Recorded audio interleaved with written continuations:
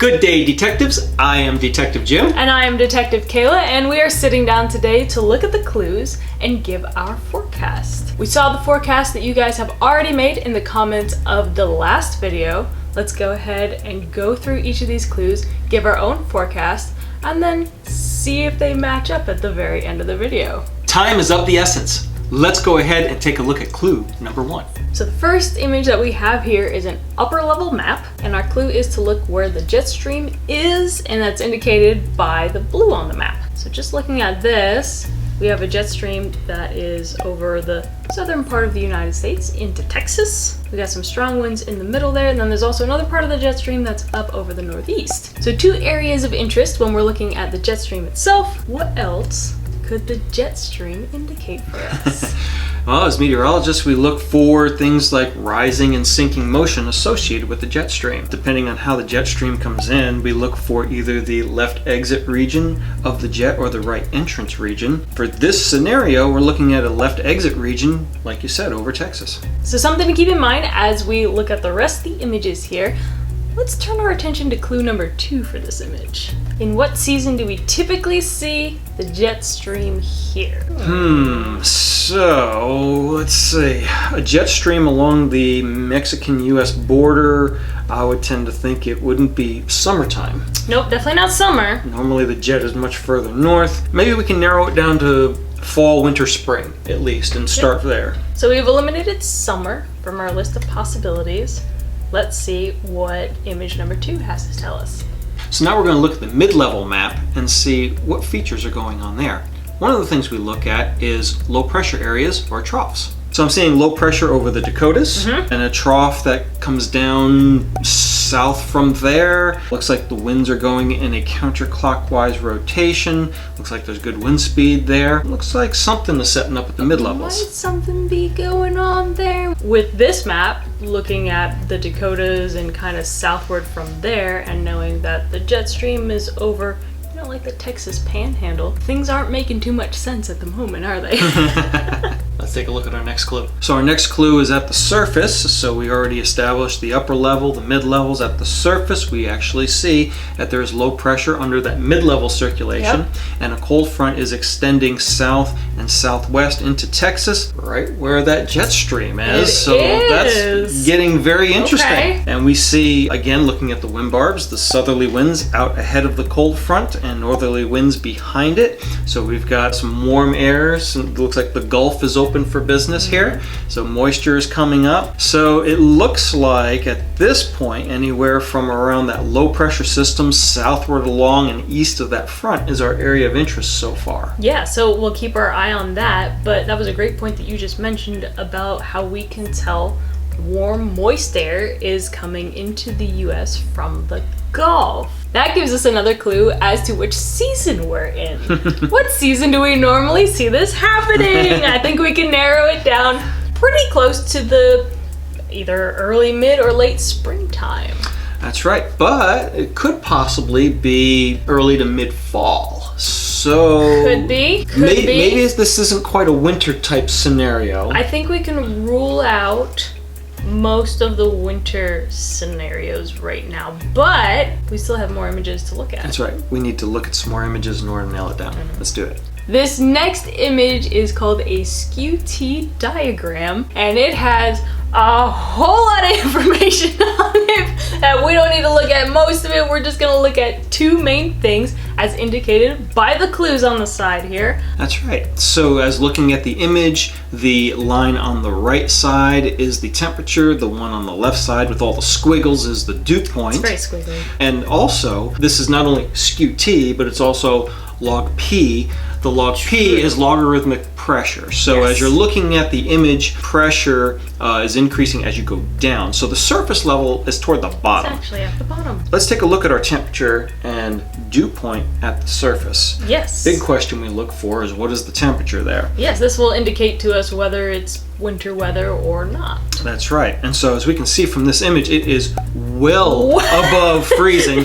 That blue line that you see right there is 0 degrees centigrade or 32 degrees Fahrenheit, and you could see that both the temperature and dew point are way above it. Definitely is not a winter type scenario. Which might start eliminating the later fall. That's right. Time frame. So now we're looking at either early springtime. Or early spring. So now we're looking at either an early to mid fall or a mid to late spring event. And that next parameter that we look at is the CAPE, and CAPE stands for convective available potential energy. Basically what that means is just how much energy is there in the atmosphere for, if any storm fired up, what can it use? Yeah. So we look for CAPE values in certain ranges, and if it's below, say, 1,000, we know it's not a whole lot there. If it's between 1,000 up to 2,500, we know pretty good instability is in place. 2,500 to 4,000, anything that blows up is going to be very, very strong, and anything over 4,000, we know it's going to go nuts.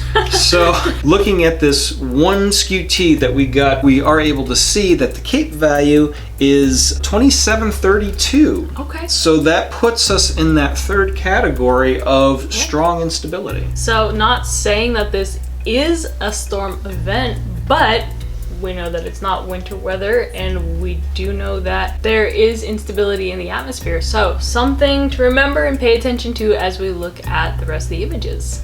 Looking at our fifth clue before the transmission went out, we see our convective outlook from the Storm Prediction Center. Yes. We can see that the highest risk is in red. It looks like a moderate risk that goes pretty much along that cold front that we saw from an earlier image. Exactly. So from that low pressure area on south and east, it doesn't look like it extends too much down into Texas at this point. It does not, so it's not following the jet stream. So maybe this, whatever this event is, doesn't have as much support from the jet stream as maybe it needs or doesn't need. The other potential is that that image that we saw of the jet stream was maybe earlier in the day, and the jet stream is actually going to move into this area later. So this outlook is actually for a later time period in the day. But anywhere in that slight risk is also up for grabs here, so we have to pay attention to that. And now just because this says that there is a moderate risk doesn't mean that that's where we're going to be looking for our event. One thing, a little Easter egg on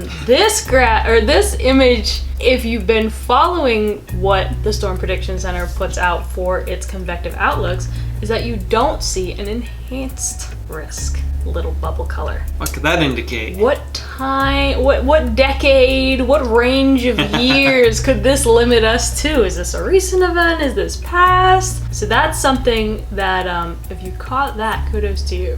We're going to take a look at the next couple of clues here, because we basically have a general outline for slight to moderate, but let's zero down more on what SPC says for maybe hail, wind, and tornado. Yes. So looking at the next one here, I see a hail outlook. The highest risk looks to be in that hatched area somewhere from northern Illinois, increasing into southwest Missouri, northeast Oklahoma, northwest Arkansas, and then continuing down into Texas. Looks like definite hail probabilities going on there. So now looking at the tornado outlook, it looks like the tornadoes are basically in the same hatched area, but more, the percentage is higher further north than it is further south, indicating that the dynamics for rotation is slightly further north, but still extends from Wisconsin down into basically Oklahoma. So that's interesting. Definitely more hail further south you go, more tornado risk further north you go. And the last outlook we have is for the wind, and that looks like it's shifted. The whole eastern side of the U.S. is in a wind watch. Looks like the biggest, again, is southern Wisconsin down through Illinois into the St. Louis area, and then the chances of a wind event kind of tapers off as you go south and west. So very interesting. Yes. We've got tornado wind potential on the northern half of the system, more hail potential on the southern half. What event could this be? I think at this point it's pretty safe to say that it has something to do with a storm. Whether that's a flooding, whether that's hail, whether that's tornado. Something associated with severe weather based on just how high the risks are for both wind, hail, tornadoes, and the convective outlook as a whole. So based on these outlooks, what do you think would be the states that would be best interest here? I would say kind of shooting for the middle of everything and where the risks start to overlap. What's really interesting to me is Illinois into Missouri would be a good guess. Yeah, definitely. Let's see what other clues we have. So we have some text products that came to us through fax machine, but unfortunately there's some ink blots on it and some of the helpful information is blocked off or redacted. So, based on the text products that we were able to see, what is some of the highlights? So some of the things we were able to glean off of this was their wording on ahead of the front, an unstable but capped atmosphere is in place. Heating of the day should weaken that cap. A cap is what blocks the instability from going into the atmosphere and being able to be used by the storms. So if there's a cap in place, the potential for this energy to get used up by the storms is much less. However, they're talking about here that the heating of the day should weaken the cap. A 19Z upper air sounding is planned. This is outside the usual 0 and 12Z sounding windows. Yes. And whenever, I know when working for the Weather Service, usually when another sounding outside the normal window, it's pretty much a significant event that's going to occur that they're going to invest time and money into another launch to make sure that they can get readings out ahead of the storm. So that's pretty significant. Yeah. They don't just do that just because. There has to be enough evidence here to say this is going to be significant, we need another launch. Steep mid-level lapse rates and strong ML cape leads to strong updrafts. Very large hail and damaging winds possible. So it seems like they're kind of leaning in the direction of all of this potential energy in the atmosphere is going to produce updrafts, which can turn to supercells, and very large hail and damaging winds. So I note that they're not saying tornadoes exactly. What else does it say about that? Surface winds are veering, leading to less tornado potential. However, an isolated possibility is present. Basically, they're saying that as you start from the surface and you go up, it looks like the winds are veering to line up with other leveled winds that are going to be pretty much out of the same direction, which lessens the ability for low level rotation. Right. If the winds aren't going in different directions at different heights, you don't get that spin, and the air in between doesn't start rolling over, and that doesn't really lead to the rotation that we see as tornadoes. Let's take a look at our next text clue. The next text product is an area forecast discussion. That's right. So one of the things that we were able to glean from this was an outflow boundary will be in place today. So outflow boundaries, we usually look at those as areas to initiate low-level rising of air. So you combine that with strong sunshine, the moisture and temperature differentials, and this outflow boundary that's pushing through that area, it could lead to some pretty quick storm formation. Yes, and if the cap is still in place, this is a great way to break it and start that initial storm development. That's right. What else we got? Let's take a look at something else here. Steep lap rates with moderate to strong unstable atmosphere in place. So we've got that outflow boundary coming in. We have steep lapse rates. So that's going to cause whatever's going to form to keep going up. It's looking quite interesting here. Mid-level flow and shear values support organized updrafts and occasional supercells. So there's more stuff there. Large hail and wind gusts are the primary threat, with the tornado threat remains questionable. Okay, this is the first one that's mentioned that a tornado threat is questionable. So if we're thinking back to the convective outlook, it was talking about the tornado risk and everything. Now remember, that's for the entire United States, and these text products are based on a weather forecast office. We don't know which one, but they're talking about, oh, we don't think there's going to be tornadoes. Now it's kind of questionable. So if we're thinking back to that map, we can kind of rule out where the strongest tornado potential is for this event specifically. Otherwise, the area forecast discussion would be like, hey, there's going to be tornadoes. So we can start limiting which states that we initially said were of interest are the state that we're looking for. And the last one we have here is boundary interactions are critical to the formation and severity of storms that do form. So this is going to be one of those days where we have a cold front, we have a jet stream, low pressure, warm, humid air in place, lapse rates that allow for rapidly growing storms, and they can get to be supercells depending. But all these boundary interactions, that throws a wrench into things because you just don't know how those interactions are going to be. Right. Let's see what else we got. Yeah, from our other clues. Our last text product is a hazardous weather outlook. This will give us a good glimpse into what the National Weather Service that we're looking at, that we still don't know what it is, what they're thinking about for the day. Well, we can see right off the bat, limited tornado risk, significant hail risk, elevated thunderstorm wind damage risk, flooding, lightning, etc., etc. Yep. Reading through it a little bit more, we gather more information like strong instability and moderate wind shear are sufficient for today. Yep. Greatest threats are very large hail and straight line winds, with the tornado threat being low but not ruled out. Not ruled out. With all this in place, So all this, I mean, I think at this point it would be pretty safe to say that the event is a severe storm, hail and wind. But are there any other clues that we can use to kind of narrow down a place, narrow down a time, narrow down an event, and get a specific forecast, and then make our decision as to whether to warn or not to warn? and the answer is no. It's a really difficult forecast. So this is a prime example, like when working at the Weather Service, and all of a sudden the feed coming from the Washington, D.C. office where they have the models or some of the other products, this was back in the day, you basically have yesterday's weather information to go off of, and then trying to propagate it out and see, looking at current observations. Do you warn the public or not? So based on the information we saw, looks like a very large hail risk, looks like a high risk for damaging winds, and a limited tornado threat. To me, I would say, yeah, this is worthy of a warning type scenario to let the public know we're going to have some sort of event today. And not everything will experience this type of True. event. If storms do pop up in an isolated fashion, you know, you're going to have less areas impacted, but it could Right. grow into a line. It could grow into something that's much larger and affect more people. I would say this is definitely a good case for warning.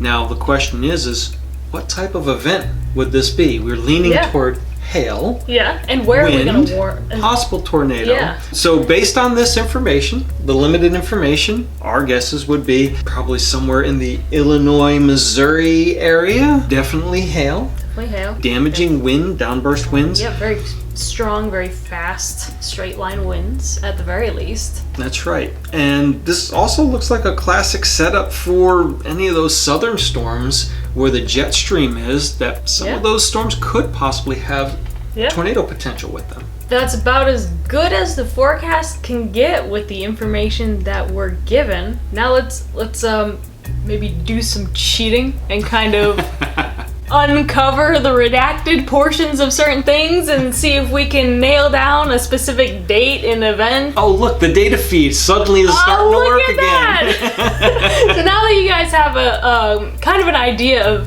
how difficult it can be to actually make these forecasts, especially when data is unreliable, internet is unreliable, you had a radar go down and you don't have the imaging. Let's look at the image to see where the forecast office is that we're receiving this information from, and maybe even a date and time. Drum roll, please!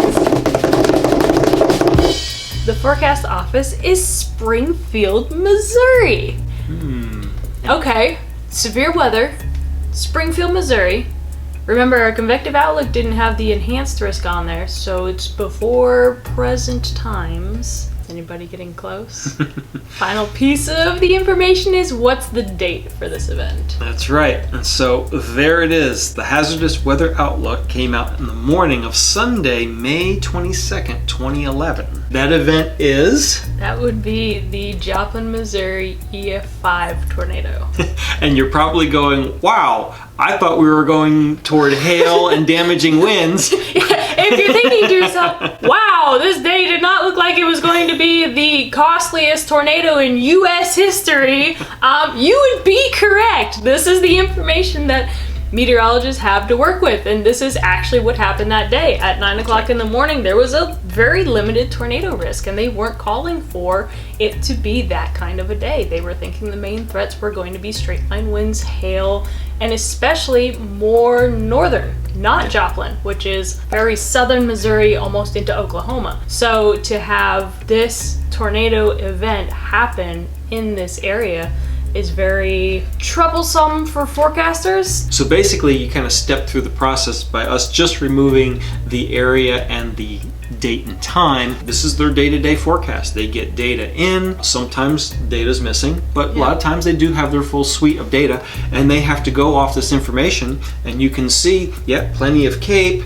It looks like everything's setting up. We got a cold front, we got a jet. It looks more like large hail, damaging winds with isolated tornado threats for this Missouri area, and it wound up being a very significant event. Yeah, if you notice, the CAPE was not above that 4,000 range where it says explosive development and chaos will ensue. It wasn't that kind of a day. Some of these more memorable tornado events do start out as days like this. So this may be one of those circumstances where outflow boundaries, boundary interactions, things come together that can't really be forecasted, but once they're observed, you can forecast from there. Yeah. And those interactions, and that could definitely tap into the CAPE potential, and basically localized effects start taking over. And you just start to see this storm develop and do its own thing. We experience that a lot in meteorology. We do. Yeah, if you're familiar with this event, you know that it was only about a month after the 2011 super outbreak, where the setup was very different from this, in which you kind of knew across many states there was a high potential for tornadic events, in contrast to this one, which ended up having the most costly tornado in U.S. history, surpassing one that was part of the super outbreak. And this also stresses the importance of a forecast and then doing updates throughout the day. So your National Weather Service offices are putting things out there. Here's the forecast. Here's our best forecast for what we feel like is going to happen. And then as the day unfolds, you adjust and tweak and start to warn, and it goes from there. A disclaimer, the text products and everything that we showed you, now that you can see the dates, are from early morning, early afternoon. They did update these as the day went on. They didn't just go blindly into, oh, there's nothing, the risk is nothing, and then there's, oh my god, there's a tornado. No, they did update as the day went. We just, we couldn't give you the image that said, tornado risk extremely high in the Springfield, Missouri area. So yeah, this is not a knock on the forecasters. They did update things as the day went on. And that is a great segue into, if you would like to learn more about this event itself, you can see the tools that we use to put this whole thing together. It'll be linked in the description box. And if you want to learn more about the beginning parts of meteorology and getting into some severe weather topics and hearing us talk and rant and teach about the cool things that weather has to offer, check out our School of Weather. It'll also be linked at the top of the description box. You got the whole summer. What are you doing? Check it out. Learn some meteorology. You can do it from the beach. You can do it at your house. You can do it at the lake, you know? So there you have it. The first ever weather detective video. Let us know in the comments below, what did you think? What did you think? I thought this was great. A great ability to kind of put it together, give you an opportunity to kind of be your own weather detective as well. Here's some of the information that comes out. What's your opinion? What do you think would happen? What's going to happen? To warn, not to warn? The time is of the essence. Let us know your thoughts down below. We would love to hear what you have to say about Weather Detective. And let us know if you would like to see us do another one. We've got quite a few that we're thinking about doing next. So let us know if this is a series that you'd like us to continue. And congrats to everybody who got this right, whether you just guessed the tornado event or you guessed Joplin somehow. Wow. If you guessed that one, incredible.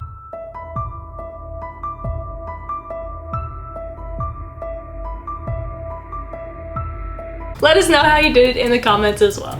As always, if you like what you saw, be sure to hit the like button and subscribe down below so you never miss the next one. Follow us on our weather journeys, Facebook and Instagram popping up here. Until next time, I'm Weather Detective Kayla. And I'm Weather Detective Jim. Thanks for watching. And this one was definitely not elementary, my dear Watson.